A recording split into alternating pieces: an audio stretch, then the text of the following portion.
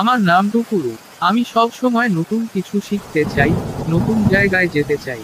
এই গ্রামের মানুষ আমাকে একটু পাগল ভাবে, কিন্তু আমি জানি আমার ভেতরে কিছু বিশেষ আছে। টুকুরু একটি পুরনো বিজ্ঞানীর ঘরের সামনে এসে দাঁড়ায়। বিজ্ঞানী গোফওয়ালা একজন বুড়ো, নাম প্রফেসর ঝিমি।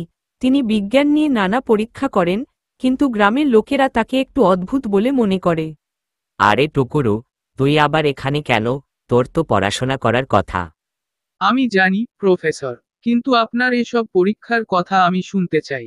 কিছু মজার ব্যাপার আছে। বিজ্ঞানী ঝিমি হেসে বলল। তুই বড্ড জেদি ছেলে, আয় তোকে একটা জিনিস দেখাই। প্রফেসর তার টেবিলের উপর একটি ছোট ঘড়ি নিয়ে আসে। ঘড়িটি একটু পুরনো, দেখতে সাধারণ হলেও তার মধ্যে কিছু রহস্য লুকিয়ে আছে। প্রফেসর ঝিমি টুকুরুকে ঘড়িটি হাতে দেয়। টুকুরু অবাক হয়ে ঘড়িটির দিকে তাকায়। এই ঘড়ি কিন্তু সাধারণ ঘড়ি নয়, এটা হলো টাইম ট্রাভেলিং ঘড়ি। তুই যদি এই ঘড়ি পরে নির্দিষ্ট সময় এবং জায়গা ঠিক করিস, তাহলে তুই সেই সময় এবং জায়গায় চলে যাবি। আরে সত্যি? আমি ভবিষ্যতে যেতে পারবো, আবার অতীতে যেতে পারবো? হ্যাঁ, পারবি, তবে সাবধানে ব্যবহার করতে হবে। সময়ের স্রোত কারো জন্য অপেক্ষা করে না, আর তুই যদি ভুল কিছু করিস, তাহলে বড় বিপদ হতে পারে।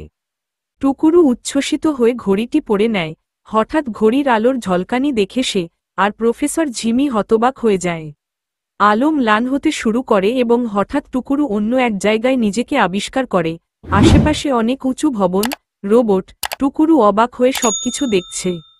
এটা কোথায়? আমি কি ভবিষ্যতে চলে এসেছি? একটি রোবট এসে টুকুরুর সামনে দাঁড়ায়। আপনি কি নতুন? এখানে প্রথমবার এসেছেন। আমি আপনাকে সাহায্য করতে পারি। তুমি কি কথা বলতে পারো? আসলেই কি তুমি সত্যিকারের রোবট? হ্যাঁ, আমি একজন সম্পূর্ণ কার্যকরী রোবট। এখানে সবকিছুই প্রযুক্তি নির্ভর। আপনার সময় ভ্রমণের তথ্য আমি গ্রহণ করতে পারি। রোবট টুকুরুকে একটি ফিউচারিস্টিক শহর দেখায়, যেখানে মানুষের কাজের বড় অংশ রোবট করে, কিন্তু কিছু সমস্যা দেখা দেয়। রোবটরা কিছু মানুষের সাথে সহযোগিতা করছে না এবং এতে বড় একটি বিপর্যয় দেখা দিতে পারে। টুকুরু মনে মনে ভাবল। এটা বেশ বিপজ্জনক। ভবিষ্যতের এই সমস্যাগুলো যদি এখনই ঠিক না করি, তাহলে বড় বিপর্যয় হতে পারে। টুকুরু আবার ঘড়িটি পরে ফেলে। এইবারও সে অদৃশ্য হয়ে যায়। এবার সে অতীতে চলে যায়। চারপাশে সবকিছু প্রাচীন যুগের মতো, বড় প্রাসাদ, রাজা রানী। টুকুরু একটি প্রাচীন যুদ্ধের সময় চলে এসেছে। ওয়াও! আমি প্রাচীন যুগে চলে এসেছি। এটা দারুণ মজার। কিন্তু এখানে যুদ্ধের প্রস্তুতি চলছে কেন? একটি ছোট মেয়ে টুকুরুর কাছে আসে, তার নাম রিমি। তুমি কি আমাদের রাজ্যে নতুন? হ্যাঁ, আমি নতুন। এখানে কেন এত যুদ্ধের প্রস্তুতি? আমাদের রাজ্যের উপর শত্রু আক্রমণ করতে আসছে। আমার বাবাকে বাঁচানোর জন্য আমায় যুদ্ধের প্রস্তুতি নিতে হবে। টুকুরু চিন্তায় পড়ে যায় এবং রাজাকে সাহায্য করার সিদ্ধান্ত নেয়। সে তার উপস্থিত বুদ্ধি এবং ভবিষ্যতের প্রযুক্তি সম্পর্কে যা জানে তা ব্যবহার করে যুদ্ধের প্রস্তুতি নেয় এবং রাজাকে সাহায্য করে শত্রুদের পরাস্ত করতে। হঠাৎ যুদ্ধ শুরু হয়ে যায়। টুকুরুর পরামর্শে সৈনিকরা যুদ্ধ করতে থাকে, অবশেষে শত্রুদের হারিয়ে যুদ্ধে জয়ী হন। রাজা খুশি হয়ে টুকুরুকে বলল, তুমি আমাদের রাজ্যকে রক্ষা করেছ। আমি চাই তুমি এই রাজ্যেই থেকে যাও, এবং আমার একমাত্র মেয়েকে আমি তোমার সাথে বিবাহ দেব। তা কি করে হবে রাজা মশাই? এটা সম্ভব না, কারণ আমি ভবিষ্যৎ থেকে এসেছি। এইভাবে সবাইকে বিদায় দিয়ে টুকুরু আবার ঘড়ি পরে ফেলে এবং অদৃশ্য হয়ে যায়। এইবার আবার কোথায় এসে পড়লাম? অদ্ভুত এক জায়গায় টুকুরু হাজির হয়। জায়গাটি ভৌতিক, চারদিকে অন্ধকার ছায়া, ঝুলে থাকা গাছের ডালগুলো ভয়ানকভাবে কাঁপছে। দূরে একটি পুরনো প্রাসাদ দেখা যায়, যেটি অস্বাভাবিকভাবে আলো দিচ্ছে। এটা তো ভূতের রাজ্যের মতো মনে হচ্ছে। কোথায় এলাম আমি? হঠাৎ মাটির নিচ থেকে একটি হাত বেরিয়ে আসে এবং টুকুরুকে স্পর্শ করে। টুকুরু চমকে উঠে পেছনে তাকায়।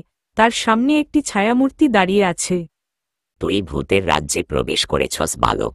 এবার এখান থেকে বের হওয়ার জন্য তোকে কেউ সাহায্য করতে আসবে না, কারণ এইখানে সব ভূতেদের বাস। এইখান থেকে বের হওয়া প্রায় অসম্ভব। টুকুরুকে এবার একটি খোলা মাঠে নিয়ে যাওয়া হয়, যেখানে মাটি ফেটে কঙ্কালের হাত বেরিয়ে আসছে। কঙ্কালগুলো একে একে উঠে দাঁড়িয়ে টুকুরুর দিকে এগিয়ে আসতে থাকে।